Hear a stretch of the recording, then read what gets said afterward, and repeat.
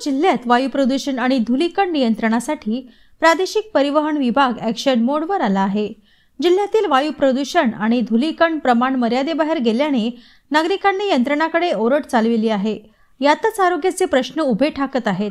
प्रादेशिक परिवहन विभागाने या उद्योग बहुल जिल्ह्यातील विविध खनिजे, सिमेंट आणि औद्योगिक टाकाऊ पदार्थ वाहतूक करताना उद्योगांनी ताडपत्री झाकण्यासाठी नोटिसा बजावल्या आहेत। याशिवाय ओव्हरलोड माल वाहतूक टाळण्यासाठी विशेष वायुवेग पथकांची नेमणूक करण्यात आली आहे। ताडपत्री आच्छादनाबाबत कारवाईसाठी 31 उद्योगांना नोटीस देण्यात आली असून आदेशाची काटेकोर अंमलबजावणी करण्याचे निर्देश देण्यात आले आहेत।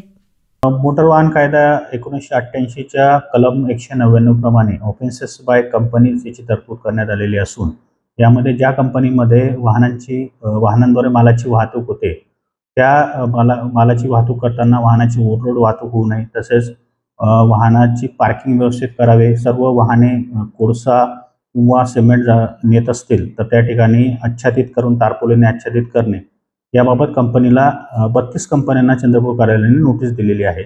आणि या अनुषंगाने ज्या मोटर व्हेकल वाहनाचे जे नियम आहेत ते पालन करून जिल्हा रस्ता सुरक्षा समितीला सहकार्य करावे असे आवाहन करण्यात आले।